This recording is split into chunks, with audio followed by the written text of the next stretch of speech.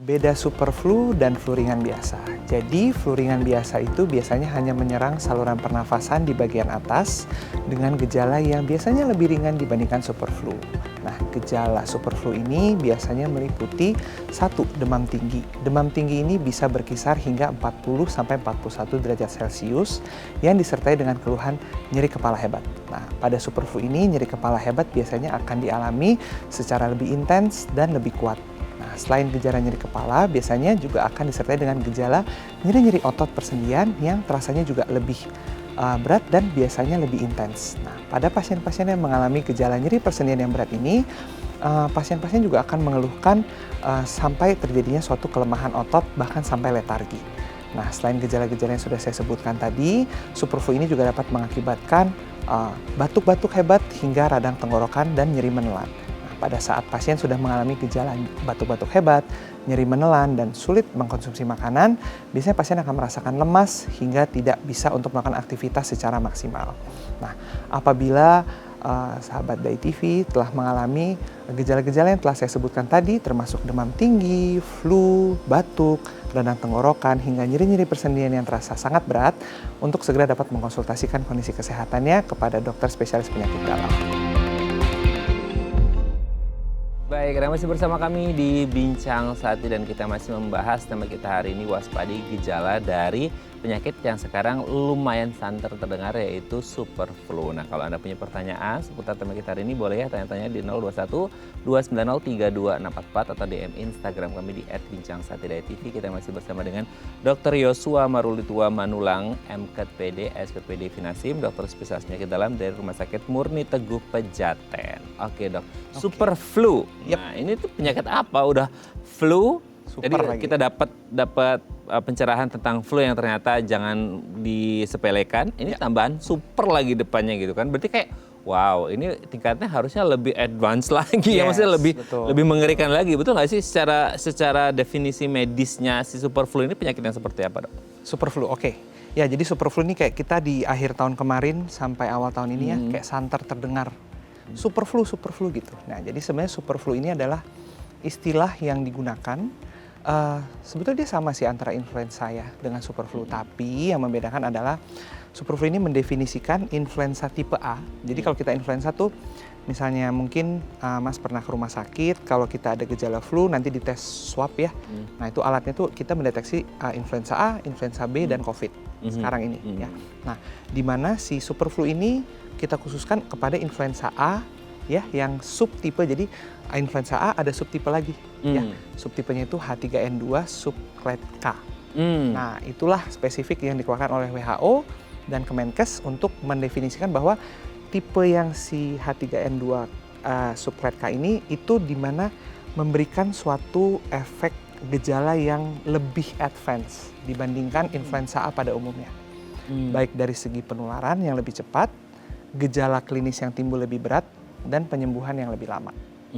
Ya, that's why disebutnya super flu. Super flu. Ya. Dok, kan ini sedikit mungkin orang sebelum pandemi itu ya flu aja gitu ya. Tapi selama pandemi itu kenapa akhirnya jadi alpha, terus kemudian delta, omikron dan sebagainya, orang berpikir oh ternyata virus flu itu replikasi atau mutasinya itu kayak cepat banget, secepat itu ya gitu. Nah, kalau kita ngomongin super flu ini sendiri itu sebagai apa bahasanya, Dok? Mungkin replikasi atau mutasi atau apalah itu sebutannya dari flu yang mungkin selama ini kita pernah dengar, yang kayaknya oh berarti ini hal yang biasa dalam perkembangbiakan si virus flu, Dok, atau gimana? Oke. Ya betul, jadi super flu ini kan tadi saya bilang influenza tipe A. Jadi influenza ini bermutasi itu cepat. Setiap tahunnya, bahkan dari penelitian dari jurnal-jurnal ya yang dipublikasikan, seharusnya kita manusia itu melakukan vaksin flu setiap tahun atau flu shot. Karena apa? Karena influenza itu bereplikasi atau bermutasi sebegitu cepatnya sehingga apabila kita tidak dibarengi dengan penambahan jenis imun kepada badan kita bisa mengalami yang kita sekarang lagi santer ini super flu. Gitu. Jadi memang namanya virus itu pasti bermutasi. Virus apapun ya, virus termasuk influenza. Gitu. Jadi kebetulan nih yang subtipe sekarang ini lebih ganas, jadi kita bilangnya super flu biar lebih gampang. Oh, ya. Oke. Berarti kalau dokter bilang kayaknya harus setiap tahun kita rutin atau disiplin vaksin flu gitu Betul. ya. Yes. Karena untuk mencoba mengenalkan tubuh kita dengan yang baru. Berarti setiap tahun itu vaksin flu yang masuk ke tubuh kita kalau misal orang ini patuh vaksin setiap tahun itu beda-beda dok Ya, isinya. ada update-nya. Jadi ya memang siogenya itu WHO itu mengeluarkan seperti panduan atau mengeluarkan standar. Ya, jadi di belahan bumi bagian utara, Northern Hemisphere itu ada jenis flu yang memang diteliti yang sedang berkembang ini, maka negara-negara tetangga kita yang di bagian belahan bumi utara itu mempunyai vaksin flu-nya sendiri. Oh baik. Begitu juga dengan Southern Hemisphere. Jadi Southern Hemisphere itu negara-negara bagian bumi bagian selatan juga memiliki subtipe virus yang pada saat itu menjadi lebih ganas dan mereka juga mempunyai panduannya sendiri. Nah, untuk kita Indonesia memang ada beberapa jenis brand vaksin yang sudah disetujui oleh BPOM dan Kemenkes yang memang itu merupakan subtipe flu yang sedang berjangkit di Indonesia. Gitu. Jadi yang beredar di rumah sakit ya di klinik itu memang sudah yang dianjurkan oleh Kemenkes di mana subtipe tersebut sedang mewabah di Indonesia atau bukan mewabah ya, sedang berjangkit lah gitu. Oh, berarti dalam artian kayak ada expirednya ya dok? Maksudnya kayak yang dari vaksin yang tahun kemarin udah nggak bisa lagi karena sudah ada update-nya gitu ya? Ya, betul. Oh wow, saya pikir itu vaksin flu ya sama aja ternyata ada update-nya juga setiap tahun menyesuaikan kondisinya ya? Betul. Oh wow. That's why harus tiap tahun. Oh, itulah makanya harus setiap tahun update supaya tubuh juga kenal sama itu gitu ya. Betul. Nah, kalau gejalanya itu sendiri kan tadi dokter menyebutkan, super flu ini kayaknya lebih quote unquote lebih advance gitu ya dibandingkan dengan flu yang biasa gitu. Nah, ini nih advance-nya itu dalam hal gejala klinis seperti apa? Apakah lebih menyeramkan dibandingkan kalau orang biasa kan flu kan meriang, gerges bahasa awamnya gitu dok. Betul. Ini seperti apa gejala klinisnya?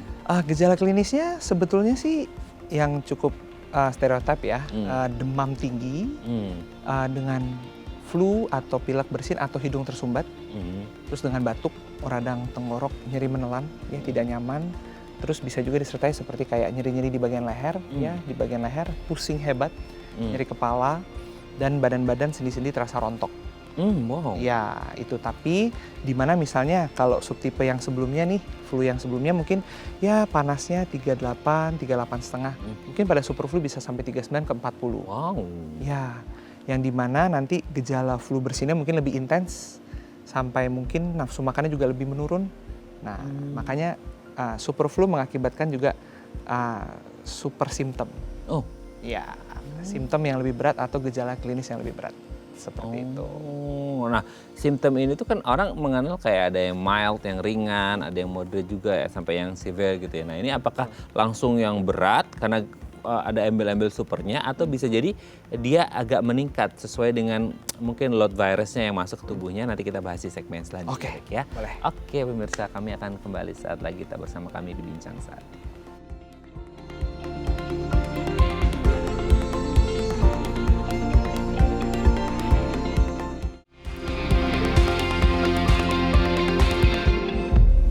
Baik, karena masih bersama kami di Bincang Sati dan kita masih membahas sama kita hari ini waspadai gejala super flu. Nah, kalau Anda punya pertanyaan seputar tema kita hari ini, boleh ya tanya-tanya di 021-290-3244 atau di Instagram kami di @bincang_sati.tv. Kita masih bersama dengan Dr. Yosua Marulitua Manulang, MKPD SPPD Finasim, dokter spesialis penyakit dalam dari Rumah Sakit Murni Teguh Pejaten. Oke, dok, kita lanjut lagi. Tadi kan sempat ya kayak kan gini, dari orangnya nih ya, kayak imun sistemnya atau background riwayat kesehatannya sama kan. Kalau kita ngomongin kayak virus yang masuk, kan sering kita lihat, seberapa banyak dulu nih virus yang masuk sehingga gejala klinis mungkin bisa dipengaruhi dengan itu.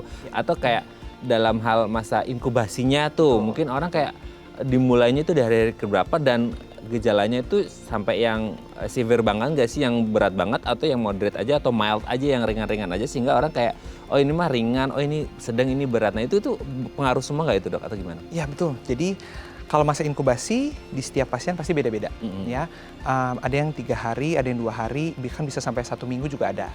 Ya, jadi balik lagi tergantung dengan sistem imun. Ya.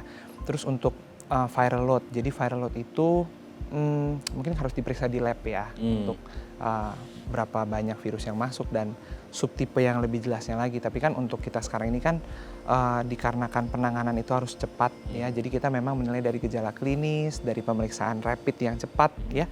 terus berdasarkan keparahan dari simptom atau gejala yang timbul. Gitu. Nah, untuk perbedaan dari antara mild, moderate, dan severe ya. Jadi kalau untuk mild itu sendiri mungkin pasien masih bisa disarankan untuk pemulihan di rumah. Ya, jadi gejalanya misalnya mungkin dengan demam yang tidak terlalu tinggi, flu yang masih belum terlalu mengganggu, mungkin untuk seperti nyeri sendi, nyeri kepalanya juga belum terlalu intens ya. Mungkin pasien-pasien yang dalam kelompok tersebut masih bisa disarankan untuk pengobatan dan pemulihan di rumah. Namun untuk yang bergejala mild dan severe, yang misalnya panasnya sampai 40 derajat, nyeri sendinya sudah nggak tertahankan, flu batuknya sudah sangat mengganggu, tidak bisa makan, bahkan sampai nyeri menelan juga. Nah itu biasanya kita sarankan untuk diobservasi di rumah sakit. Karena apa? Karena bagi pasien-pasien yang mengalami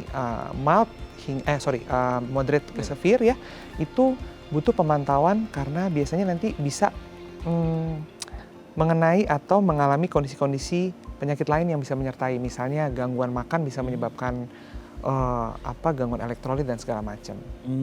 Jadi memang awalnya mungkin influenza, tapi karena influenzanya berat ini bisa jadi mempengaruhi ke penyakit-penyakit yang lain bisa menyertai juga. Seperti itu. Terkhusus untuk yang moderate sampai severe dok, itu sebenarnya pengaruhnya dari viral load-nya atau dari kondisi memang orangnya ini imun sistemnya lagi buruk atau gimana? Yang paling penting sistem imun. Yes, yang paling penting sistem imun. Karena viral load itu sebetulnya bervariasi sih ya pada setiap orang ya. Tapi kalau memang sistem imun kita bagus, biasanya bahkan kita bisa aja nggak bergejala sama sekali. Ya karena memang sudah dieliminasi otomatis oleh sistem imun kita. Cuman mau viral load-nya sedikit, tapi imun kita lagi drop banget, lagi kurang banget ya, itu bisa menyebabkan ya si super flu ini. Gitu. Jadi memang faktor utama adalah sistem imun. Sistem imun ya. Betul. Tapi kan kadang-kadang gini dok, orang tuh gini, mungkin pain tolerance orang beda-beda ya dok ya. Benar. Banyak orang kita yang kebal tuh dok. Kebal dalam artinya kayak orang nggak tahu ya, kayak mereka mencoba beradaptasi atau tubuhnya itu mengompensasi dan kadang-kadang karena ya nggak tahu ya, karena mungkin aktivitas dan sebagainya orang beranggapan kayak ini mah biasa aja gitu ya.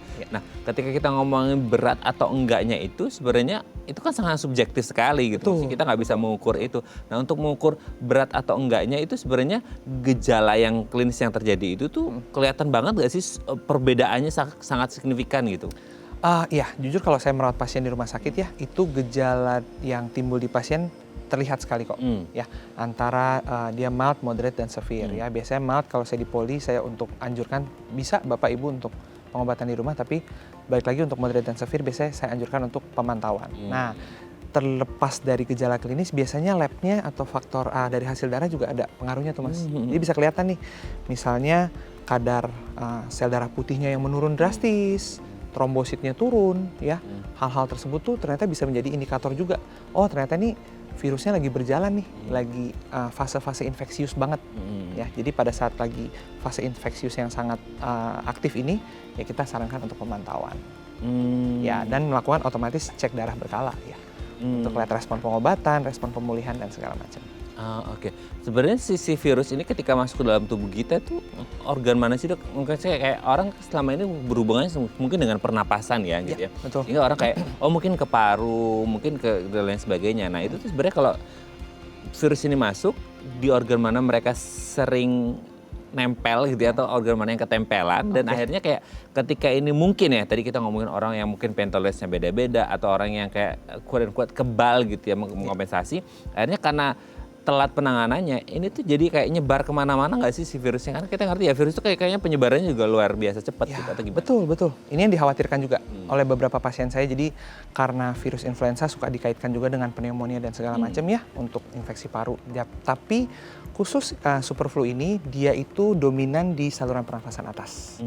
Jadi mulai dari hidung, pangkal hidungnya sampai ke tenggorokan, mulut, kerongkongan, ya dia berkutatnya di situ. Bisa dia sampai ke pernafasan paru-paru bagian atas, cuman insidensinya itu cukup rendah. Ya, dan biasanya bukan influenzanya yang menyebabkan infeksi paru-parunya, tapi karena imunnya turun, sedang menderita influenza, nah mungkin bisa menyebabkan pasien tersebut jadi mendapatkan penyakit yang lain. Ya, jadi mix antara infeksi virus dan bakteri bisa juga. Ya, tapi kalau khusus influenza atau super flu ini dia dominannya di saluran pernafasan bagian atas. Ya. Akan lebih berisiko lagi nggak dok? Misal orang ini tuh punya ya riwayat atau gangguan kesehatan di seputar pernapasannya atau mungkin di saluran pernapasan atasnya Betul. kayak mereka lebih yang harusnya di orang mild dia bisa jadi severe gitu. Betul. Jadi pasien-pasien yang dengan kondisi punya riwayat seperti kayak sinusitis, ya tonsilitis, asma, ya meskipun asma itu paru-paru, tapi kan dia kan merasakan sesak nafas di bagian atas ya. Meskipun kondisi itu disebabkan oleh karena penyempitan saluran nafas, tapi berdampak juga ke saluran nafas bagian atas. Jadi pasien-pasien dengan asma, riwayat sinusitis, amandel, tonsilitis itu juga memiliki suatu faktor yang bisa memberatkan pasien mengalami superflu ini. Nah, bisa jadi itu gejala klinisnya lebih lama nggak dok? Atau masa inkubasinya lebih cepat? Masa inkubasi lebih cepat, gejala lebih berat, dan penyembuhan lebih lama. Itu implikasi atau akibatnya. Oh, oke. Jadi masa inkubasinya lebih cepat karena memang imun sistemnya juga plus juga karena kondisi medisnya juga lagi terganggu gitu ya atau ada riwayat gangguan sehingga akhirnya masa penyembuhannya juga lebih lama gitu ya. Nah, yang menjadi pertanyaan itu untuk pemeriksaannya seperti apa nanti kita bahas di segmen selanjutnya dan juga pengobatannya ini kan yang jadi concernnya banyak orang apalagi kalau ngomongin superflu harusnya apakah lebih intensif nanti kita bahas di segmen selanjutnya. Oke, Mas. Oke, pemirsa kami akan kembali saat lagi kita bersama kami di Bincang Saat.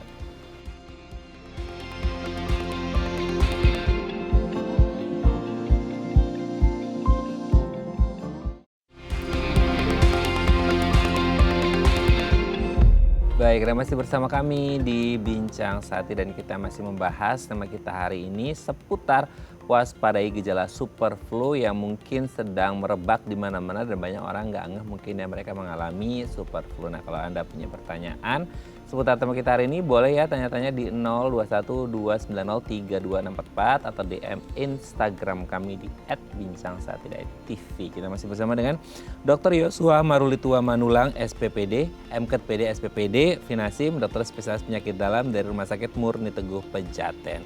Oke dok, kita lanjut lagi. Ya. Nah, dengan kan gini, biasanya tuh orang kan apalagi yang mild ya, mild sampai agak mungkin moderate lah. Kalau severe kayaknya udah harus ke rumah sakit gitu ya. Meskipun mild dan moderate juga sebenarnya harus ketemu dokter. Tapi kan banyak orang yang kayak baru ke dokter itu ketika sudah kayak benar-benar mengganggu aktivitas dan bikin hidup nggak nyaman banget kan seperti itu. Nah, sebenarnya tepar istilahnya.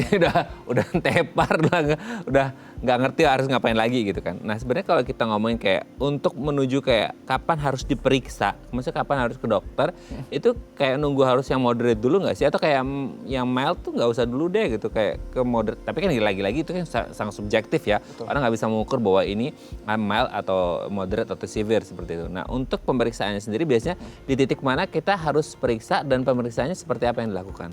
Oke, ya jadi pada pasien-pasien yang memang sudah mengalami gejala flu dan kuncinya adalah sudah mengganggu, ya mengganggu dalam arti sudah membatasi kegiatan sehari-hari, sudah tidak bisa produktif, itu disarankan untuk segera memeriksakan diri ke dokter, ya ke fasilitas kesehatan terdekat. Dan pemeriksaannya biasanya meliputi beberapa metode. Ya, yang paling dasar ya kita lihat dari gejala klinis. Yang kedua yang paling bisa dilakukan adalah dengan swab. Ya, swab jadi ingat zaman COVID ya. Iya, zaman COVID lagi. Ya, swab itu sendiri untuk melihat pasien ini kita terkena influenza yang jenis apa? Jenis A, B, atau bahkan masih terkena dari sisa-sisa COVID nggak? Oh. Ya, itu biasanya yang beredar sih, paket swab yang beredar itu biasanya sudah mendeteksi 3 tipe tersebut ya dalam satu kit. Gitu. Nah, bila nanti sudah dilakukan pemeriksaan swab, itu kita lihat nih, oh ternyata influenza A nih. Kita jadi mikir dengan gejala yang tadi, wah seperti ini superflu nih. Gitu ya. Nah, pada saat kita sudah memikirkan itu, kita lihat derajat keparahannya. Kalau ternyata memang derajat keparahan gejalanya itu menuju ke arah superflu, biasanya dokter akan menganjurkan untuk melakukan pemeriksaan darah lanjutan. Ya, darah lanjutan untuk melihat misalnya kadar sel darah putihnya berapa, trombositnya berapa, marker penanda infeksi seperti CRP dan lain-lainnya itu berapa. Ya, untuk melihat dan mengukur kembali lagi. Jadi derajat keparahan bisa kita ukur dari gejala, tapi kita bisa juga dengan bantuan pemeriksaan penunjang seperti lab darah. Ya, serologi. Serologi ya, jadi ingat lagi masa-masa COVID ya. Betul. Swab lah, serologi dan lain sebagainya dok ya. Oke dok, sebelum lanjut ini ada DM Instagram dulu ya, kita bacakan ya. Ini dari pemirsa kita, dari Ibu Andini. Agak banyak nih dok, bentar ya, saya agak miring dikit. Dok, saya dari riwayat asma. Wah, tadi sempat kita bahas lagi asma ya. Dan saat ini tuh beberapa teman saya mengalami kayak super flu. Oh, temennya ini ya, bukan Bu Andini ya. Saya takut tertular nih, Dok. Apa sebaiknya saya melakukan vaksin flu dan apakah super flu ini lebih berbahaya jika dialami seseorang yang memiliki riwayat asma? Oh, jadi ini teman-temannya nih, di lingkungannya mungkin banyak yang kena super flu dan Mbak Andini ini ada riwayat asma. Terus perlu vaksin enggak? Dan lebih berbahaya nggak sih kalau ada riwayat asma kalau kena super flu, gimana nih, Dok? Oke, ya sebelumnya terima kasih Mbak Andini untuk pertanyaannya. Jadi kalau saya baca dari DM Instagramnya mungkin Mbak Andininya berarti belum mengalami flu ya, belum mengalami flu. Ya, jadi saya setuju mungkin dengan Mbak Andini, pertanyaannya bagus ya, bahwa disarankan Mbak Andini untuk melakukan vaksin. Jadi vaksin ini diperuntukkan bagi memang populasi yang belum terkena, masih dalam keadaan fit ya, supaya nanti pada saat ada risiko terkena untuk super flu, tadi gejalanya lebih mild, ya, atau bahkan tidak kena sama sekali. Nah, yang kedua tadi dari pertanyaan Mbak Andini mungkin punya riwayat asma, ya, punya riwayat asma. Jadi punya riwayat asma ini tadi mungkin sudah saya singgung sedikit, merupakan suatu faktor untuk gampang terkena super flu. Ya, jadi saran saya kepada Mbak Andini, karena Mbak Andini mungkin sekarang kondisinya masih fit, segera sempatkan untuk vaksin flu. Apalagi Mbak Andini punya faktor asma ya, yang bisa memperberat terjadinya super flu, sehingga nanti diharapkan dari vaksin flu ini bisa terbentuk suatu imunitas spesifik kepada si super flu ini, sehingga bisa membantu Mbak Andini untuk tidak terkena super flu secara gampang. Atau mungkin kalau amit-amit sampai terkena bisa lebih mild. Karena kan dia di antara lingkungan yang tuh tadi dibilang teman-temannya juga lagi pada banyak yang terkena flu ya. Teman di kantornya kali ya, Dok ya. Apalagi gini, Dok, pengaruh nggak sih, Dok, ini mumpung ngomongin temen ya, itu kayak di kantor kan ada yang AC-nya itu AC sentral gitu, Dok. Nah, itu pengaruh nggak sih, katanya itu bisa muter-muter gitu, itu pengaruh nggak sih, Dok? Ya betul, jadi sirkulasi udara penting, diharapkan bisa sering untuk membuka jendela kalau punya jendela. Tapi kalau memang di gedung tinggi, high rise building, itu mungkin bisa dipasang untuk beberapa penjernih udara atau air purifier ya, atau penjernih udara yang memang memiliki teknologi untuk membasmi si virus. Seperti itu, bukan hanya untuk memfilter bau-bauan ya, tapi kalau misalnya memang yang paling bagus adalah membuka jendela sih. Itu dia. Tapi kan untuk yang gedung-gedung tinggi high rise building mungkin harus pakai air purifier. Iya, air purifier ya. Itu sebagai penangkal atau preventifnya. Semoga bisa menjawab pertanyaan Mbak Andini ya. Oh, sama pakai masker. Jangan lupa ya. Betul. PHBS-nya, prokesnya ya. Oke. Terima kasih sudah menghubungi kami dan semoga sehat terus, nggak ketularan Mbak Andini. Oke, Dok, tapi sebenarnya tadi ya ngomongin kayak pemeriksaan, kan orang tuh kadang-kadang, bukan kadang, mostly itu mereka datang ketika ada keluhan ya, atau sudah mengganggu, tadi kan parameternya di situ. Tapi ada enggak, mungkin kayak Mbak Andini nih case-nya, kayak, Dok, saya ada di lingkungan yang rentan nih gitu ya, dengan banyak orang mengalami super flu gitu.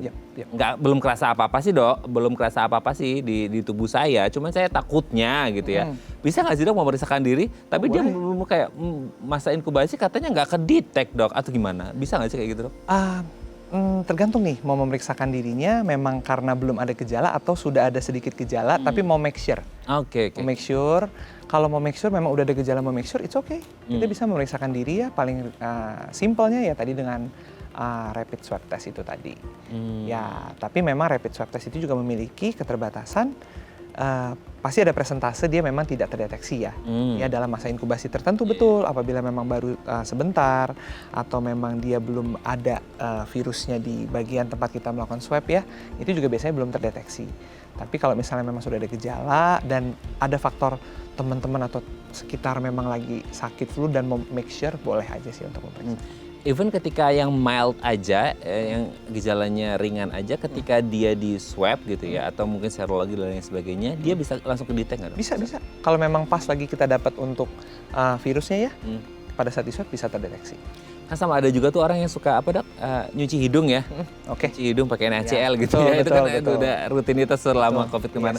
Ketika even dia sudah cuci hidung, ketika dia swab di hidung, biasanya akan lebih sedikit lah untuk terdeteksinya mungkin lebih rendah presentasenya. Masih bisa, tapi presentasenya pasti lebih rendah. Oke. Nah, akhirnya kalau sudah melakukan pemeriksaan gitu ya, sudah ditegakkan diagnosis bahwa ini adalah super flu melalui tes darah dan di lab gitu ya. Selanjutnya apa pengobatannya, apakah kemudian ini ada pengobatan dengan treatment khusus dibandingkan dengan flu pada umumnya atau seperti apa nanti kita bahas di segmen terakhir. Wah, udah nggak sabar nih. Oke, ya nggak sabar Dok ya. Oke, pemirsa, kami akan kembali saat lagi kita bersama kami di Bincang Saat.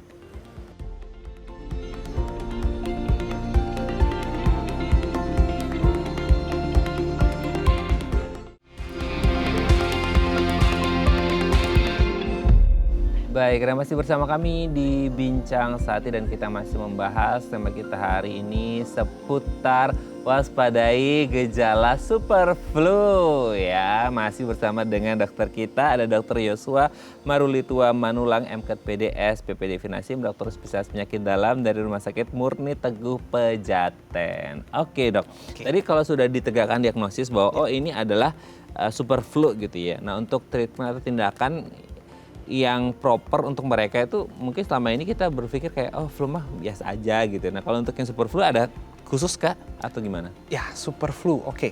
Penanganan super flu pada dasarnya kurang lebih sama dengan penanganan flu pada umumnya ya.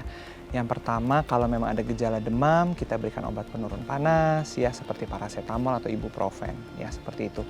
Kalau ada untuk gejala flu bersin kita berikan obat untuk menghentikan klinis dari flu-nya ya bersin-bersinnya, begitu pula dengan batuk maupun nyeri tenggorokan. Tapi intinya adalah pengobatan itu harus dibarengi dengan suplementasi makanan yang cukup ya. Mungkin bisa ditambahkan add-on tadi vitamin-vitamin yang sekiranya mungkin pasien ini sepertinya kurang deh. Ya, memang tidak memberikan efek langsung, tapi kita harapkan dengan pemberian suplementasi multivitamin juga bisa membantu pemulihan agak lebih cepat. Yes. Betul. Akan jadi beda nggak sih dok? Semisal orang ini tuh kena super flu plus dia ada comorbid gitu. Jadi kayak waduh ini akan jadi tambahan nih PR nih.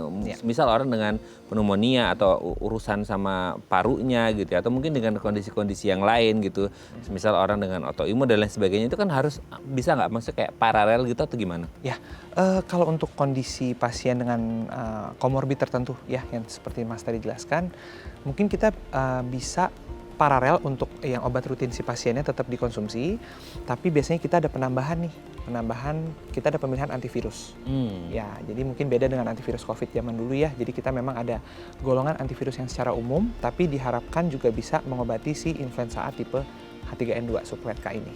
Gitu. Memang ada beberapa obat yang bisa kami pilih sebagai dokter, tapi kita lihat balik lagi. Kalau misalnya ternyata masih mild, sepertinya belum perlu. Ya, cukup dengan obat-obatan simptomatis. Kalau kita bilangnya simptomatis itu kita mengobati gejala yang timbul. Jadi gejala yang timbul apa kita obatinya itu. Karena pada prinsipnya virus itu adalah self-limiting disease. Infeksi virus ini bisa sembuh dengan sistem imun kita, tapi memang takes time.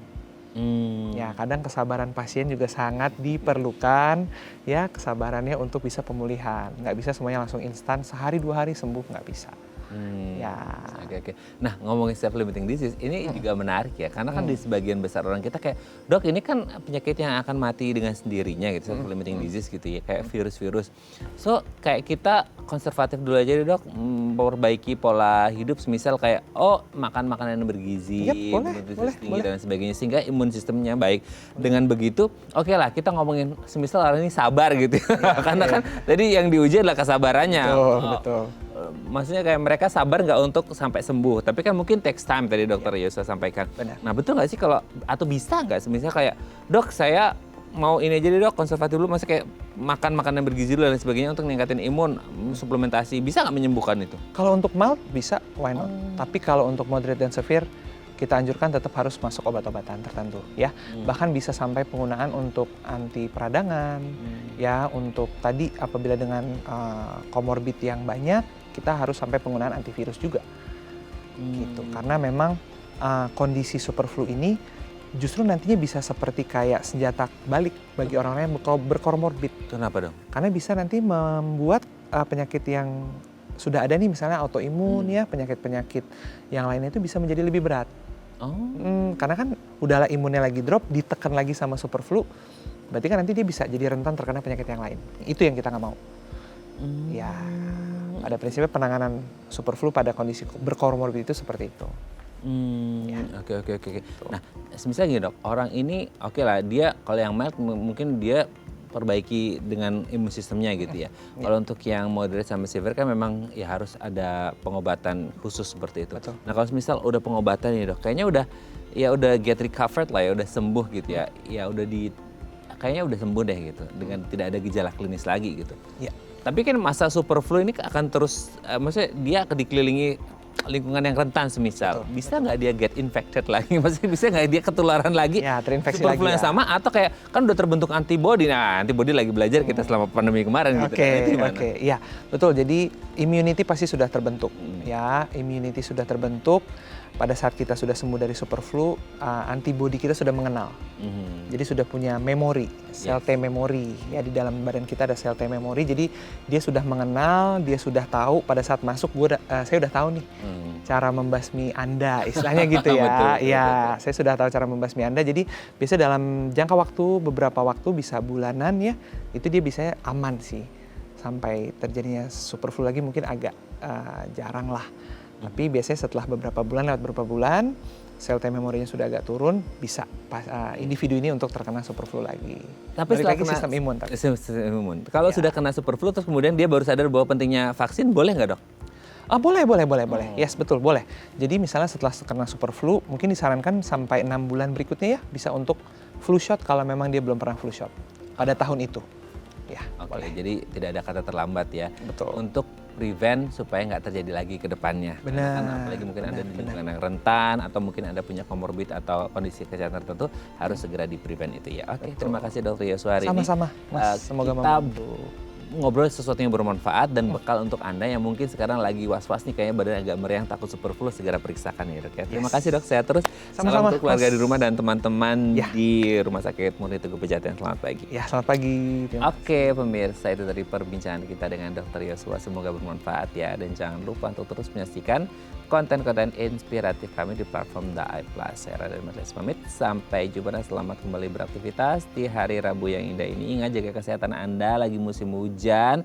Semoga Anda nggak mengalami super flu. Makan yang sehat, istirahat, dan jangan lupa olahraga. Sampai jumpa.